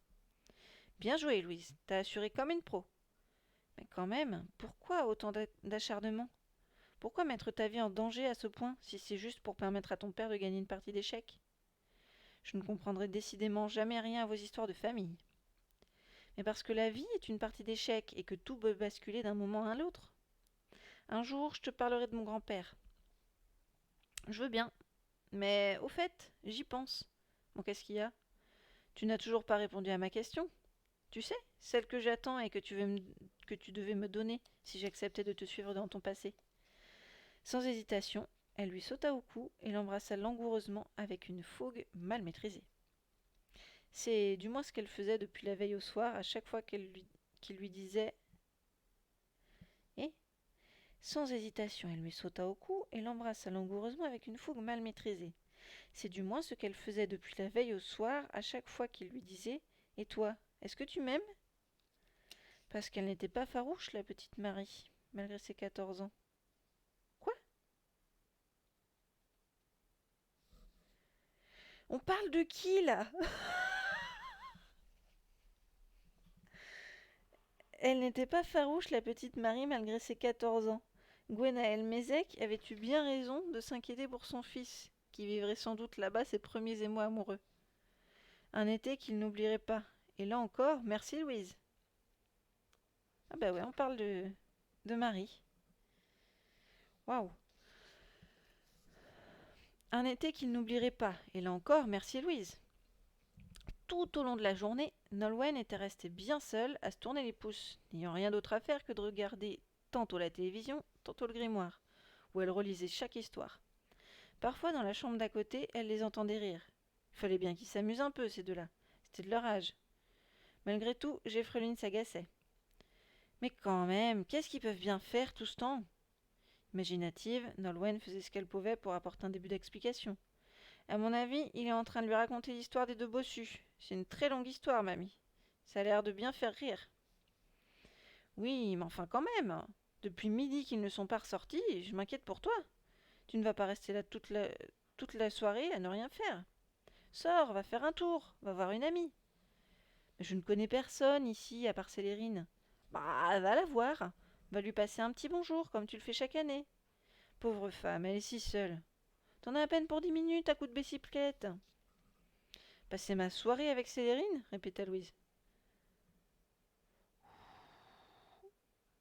Alors, donc là, ça devait être Nolwenn. Mais on comptait y aller demain avec Marie et Gaïben. Figure-toi qu'elle nous a invités tous les trois à manger de la galette. Pourtant, à bien y réfléchir, l'idée de Jeffreline n'était finalement pas si stupide qu'elle en avait l'air. D'autant plus que Nolwenn était particulièrement intriguée par ce qu'elle venait de lire dans le grimoire, quelques minutes auparavant. Louise avait fait un second vœu pour s'investir du pouvoir de transposition et avait demandé à voyager dans le temps, mais la date et la destination choisie restaient pour le moins énigmatiques. Nice, le 9 août 1982. Quelle drôle d'idée! Elle espérait juste qu'il n'y ait pas eu d'erreur d'aiguillage. Elle qui était censée se rendre au Café de la Régence en 1794 pour y retrouver Philidor. Très surprenant. Impossible toutefois de demander à Louise ce qu'elle comptait faire là-bas. Le téléphone portable n'existait pas encore à cette époque. Célérine aurait-elle un début d'explication à apporter? Finalement, t'as raison, mamie. C'est une excellente idée. D'autant que Louise m'a confié une lettre à son attention. Alors, je vais y aller. Et je ne resterai pas longtemps. Nolwenn se leva, enfila un gros pull et se mit à réfléchir à voix haute. Et si ce qu'elle avait de si important à nous dire lui était revenu? Oui, faut vraiment que j'y aille. Bon, j'y vais. S'ils sortent, tu leur diras où je suis, hein, n'est-ce pas? Je ne voudrais surtout pas les déranger. Tu m'étonnes qu'elle veut pas les déranger. Hop, le PC est démarré. Mais pas Google. Hop. Chapitre 22. En sortant du restaurant, Franck se sentait soulagé, comme débarrassé d'un poids qu'il n'arrivait plus à porter. Il était désormais persuadé qu'une nouvelle vie allait enfin pouvoir commencer, et qu'il en profiterait jusqu'à plus faim, jusqu'à plus soif, pour enfin vivre et avoir encore plus faim et plus soif. Il y croyait, et il en était intimement convaincu. C'était avec ce nouvel idéal de vie qu'il marchait aux côtés d'Émilie, bras dessus, bras dessous, en direction de la fête foraine. Leur objectif était en vue, une montagne russe d'au moins 70 mètres de haut, avec plusieurs boucles d'inversion. Comme par magie, une nouvelle complicité prenait forme dans ce couple qui se tenait tantôt par la main, tantôt par le cou, et qui s'échangeait des regards qui en disaient long sur leurs nouvelles intentions. Il y avait tellement de temps à rattraper. Peu habituée face à tant d'élan de tendresse, Émilie ressentit une nouvelle fébrilité envahir tout son corps. Tout doucement d'abord, puis de façon plus intense. Que lui arrivait-il? Pourquoi tant de sensations tout d'un coup? Comme si elle pressentait quelque chose que son esprit n'avait pas encore assimilé. Peut-être l'espoir d'entendre enfin son mari lui proclamer prochainement tout son amour? Affaiblie, Émilie s'approcha malgré tout de la guérite pour acheter 2 tickets contre une poignée d'euros. À cet instant précis, le train de wagonnet passa si près d'elle que le souffle emmêla ses cheveux blonds sur son visage. « Waouh! On ne va pas être déçu, murmura-t-elle avec difficulté à Franck, émerveillée devant un tel déferlement de vitesse. Elle vacillait. Ses jambes ne la portaient plus, mais elle tenait malgré tout à cacher cet instant de faiblesse. Quant à Franck, il n'avait Dieu que pour ce bolide futuriste qui enchaînait les loopings, et fonçait droit sur eux à une vitesse vertigineuse. Jamais il n'en avait vu d'aussi rapide, d'aussi extrême. Le manège s'arrêta net dans un bruissement de freins strident, et les passagers en descendirent en manifestant leur excitation après 2 minutes de pure folie. Les barrières automatiques s'ouvraient. « C'est à nous! Viens, dit Franck, en tirant Émilie par le bras. Ils s'installèrent sur la banquette et soufflèrent un grand coup, comme pour évacuer le stress qui les submergeait. Surtout Émilie, qui n'était plus qu'à 2 doigts de faire un malaise face à tant de palpitations. « Mais qu'est-ce qui m'arrive » répéta-t-elle. « Je ne vais quand même pas m'évanouir. Pas maintenant. » Comme elle ne bougeait plus, Franck lui baissa son harnais de sécurité et le bloqua. Il en fit de même pour lui et entendit le même clic de sécurité. À la fois excité et inquiet, il la regarda. Elle était si pâle, le regard vide. Il voulut la rassurer. « Ne t'inquiète pas, chérie, tout va bien se passer. » Il l'avait appelée ma chérie. Comme ça, naturellement, sans réfléchir. Mais exténuée, elle s'était contentée de fermer les yeux. Les wagonnets quittaient la zone d'embarquement pour attaquer leur vertigineuse ascension sous le bruit angoissant des chaînes de traction. Face à eux, un interminable rail, une montée à pic, en direction d'un sommet toujours plus loin, toujours plus haut, point culminant d'un vertige extrême. Ils y arrivèrent pourtant. Puis, d'un coup, c'était parti pour 2 minutes de frisson. Retournement, virage au-dessus du vide à 180 degrés, première sensation, accélération maximale, vitesse extrême, 4 fois le poids du corps sur les épaules, trépidation, la tête écrasée par la pression. Oh les cœurs! Une vraie folie! sauf pour Émilie. Étrange. Pourtant d'habitude, dans ce genre de situation, elle prenait toujours beaucoup de plaisir, levait les bras et criait sa joie sans rompre les cordes vocales. D'ailleurs, c'était elle qui avait fait... Pardon. D'ailleurs, c'était elle qui avait fait cette proposition à Franck de venir ici, dans cet enfer de sensations. Alors pourquoi une telle attitude? Pas le temps d'y réfléchir. Dernier grand looping avant la fin. Franck s'accroche comme un dingue au poignet de son harnais, la tête à l'envers et les mâchoires tétanisées. C'est toute une foule qui l'entend hurler « Je t'aime, Émilie !» Dans le salon de la villa, sur la petite table basse à côté des grands canapés de velours blanc, tout était calme. Le jeune Franck avançait sereinement ses premiers pions en possédant d'emblée une pièce d'avance. Un fou, gracieusement offert par le généreux Yvan. Un appât pour mieux piéger sa victime. Mais ce qu'il ne savait pas, c'est que ce jour-là, son adversaire n'avait pas besoin d'une telle offrande. Il avait bien d'autres armes dans son escarcelle pour en l'emporter. Pour la première fois, Franck voyait le jeu comme personne. Ou plutôt aussi, comme Philidor, ou comme Louise aurait également pu le voir. À grand renfort d'illumination vert émeraude. Ouverture E4-5. CF3 CC6. FC4 FC5. D4 D6. Une partie italienne, un type de partie que Franck connaissait bien pour les avoir jusqu'ici toutes perdues. Que de gages et d'humiliations s'en étaient alors suivis. Mais ce jour-là, les choses risquaient fortement de s'inverser, et ce pourrait bien être Yvan qui en ferait les frais. « Tu sais quoi ?» demanda le jeune Franck. « Non. Qu'est-ce qu'il y a? Tu as peur de perdre? C'est très courageux de ta part d'avoir accepté de rejouer. Je ne t'en pensais pas capable. Mais je vois que pour un billet d'avion, tu es prêt à tout. J'ai bien dit prêt à tout. » Je ne m'en croyais effectivement pas capable, mais je me suis motivée à revenir sur l'échiquier en m'imaginant que chaque pièce de mon jeu représentait une personne de notre entourage. On fait ce qu'on peut pour se motiver. Je n'ai pris que des gens qu'on connaît. Je ne comprends pas très bien ce que tu veux dire, lança Yvan en fronçant les sourcils. Explique-toi. Je m'explique. Mes deux fous s'appelleront Eric et Paul. Ce sont tes deux taulards, comme tu les appelles. Mes pions sont tous tes amis politiques, que tu mouilles dans tes magouilles. Ma reine, c'est bien évidemment Anne. Mes deux cavaliers, ce sont nos chers voisins, qui savent tout et qui ne disent rien. Mes deux tours, Philippe et Michel, tes futurs colistiers aux prochaines municipales. Et moi, je suis le roi. Je ne te suis pas très bien, là. C'est quoi cette histoire? Nous, les Blancs, on a tous un point commun. Te voir tomber. J'imagine cette partie comme un combat, et je me demande bien quelle pièce de mon jeu va parvenir à te mater. C'est la seule motivation à vouloir rejouer. C'est plutôt drôle, non? Lança Franck en riant un peu. Mais tu joues à quoi, là, espèce de petit con? C'est juste une histoire que je me suis inventée pour me motiver. Ah bon, tant mieux. Parce que tu m'as foutu une de ces frousses en me disant que vous vouliez tous me voir tomber. Bah, faut bien que je te déstabilise un peu si je veux te battre, tu es si fort. Et puis, je me demande qui aura assez d'audace pour te mettre en échec une bonne fois pour toutes. Yvan se crispa. L'anecdote l'émoustillait.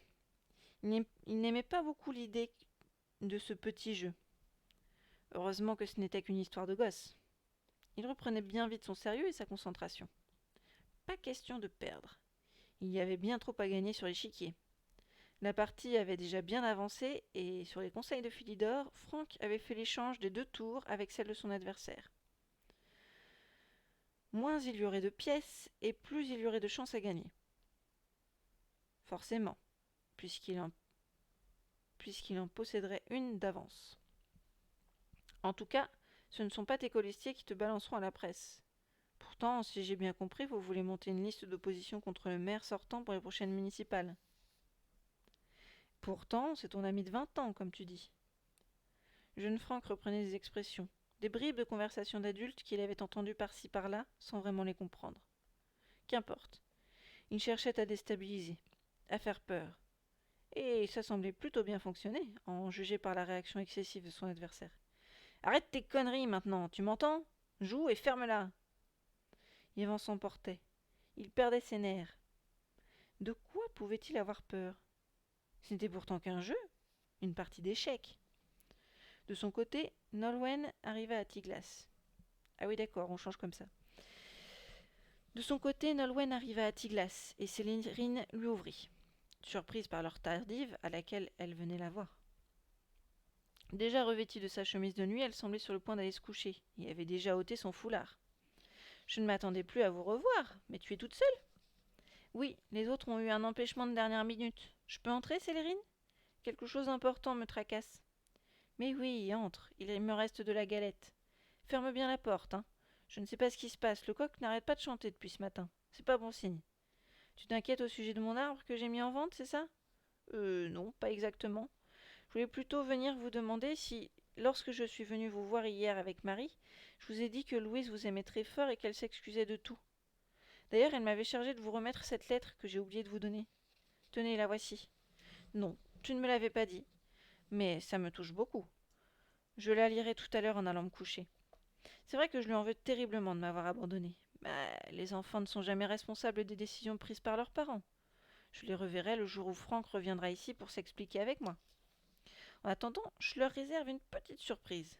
Ce qui ne m'empêche pas de penser à chaque instant à ma petite fille. Car si tout ce que vous me dites est vrai, il y a de quoi être inquiète.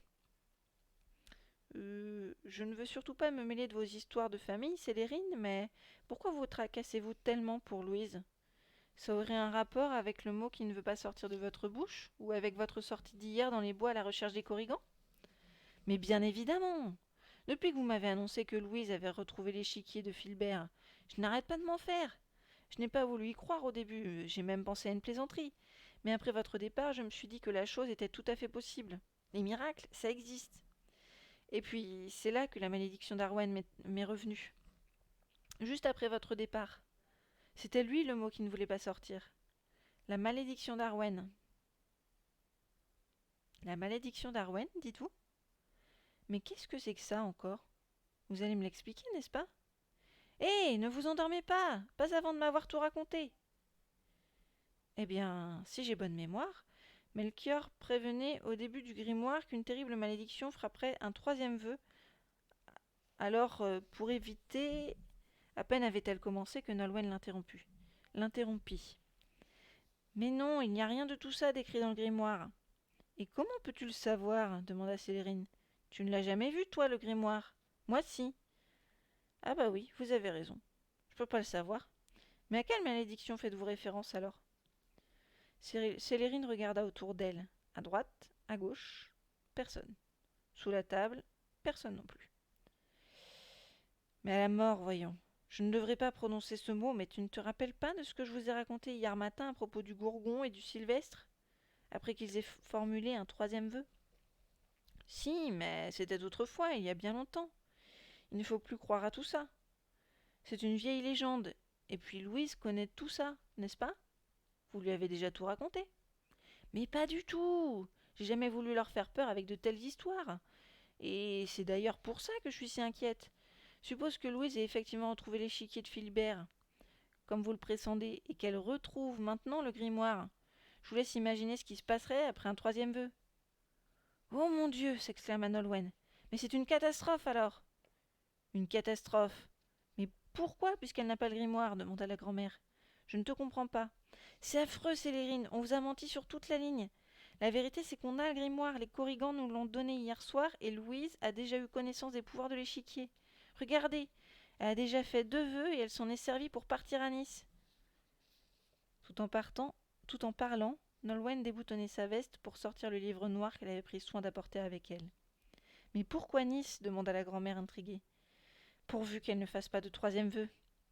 Non, je ne crois pas. En tout cas, ce n'est pas écrit. Mais comment la prévenir qu'elle doit absolument s'en arrêter aux 2 qu'elle a déjà faits? Nolwenn déposa le grimoire sur la grande table. Mon grimoire! S'exclama la vieille femme. C'est bien lui, je le reconnais. Alors comme ça, vous m'avez menti, moi qui faisais confiance. Célérine le prit dans ses mains et tourna toutes les pages à une vitesse incroyable, très loin de sa grossière simulation de la vieille. Sous ses demi-lunes, ses yeux se déplaçaient à une vitesse phénoménale lorsqu'elle s'arrêta net sur le dernier paragraphe, celui qui faisait référence à l'échiquier. D'une voix résignée, Célérine s'exclama. Trop tard, Nolwenn. Le mal est fait. C'est donc pour ça que le coq n'arrête pas de chanter depuis ce matin. Alors, qui me parle?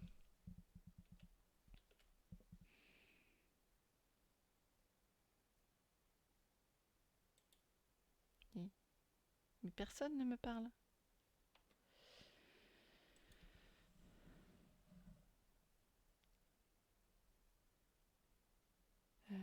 Restaurer.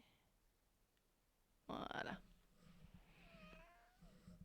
Oui, petit chat. Oh, que t'es mignonne.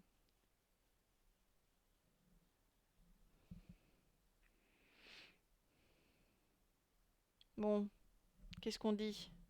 On s'arrête là, non? Un petit peu de suspense pour la prochaine fois. Ça peut être sympa, ça. Donc, on vient de terminer le chapitre 22. Louise a accordé les pouvoirs du mentor à son père, qui est en pleine partie avec Yvan, le mec qui lui a fait des attouchements pas possibles durant son adolescence. Et pas que, si j'ai bien compris son explication.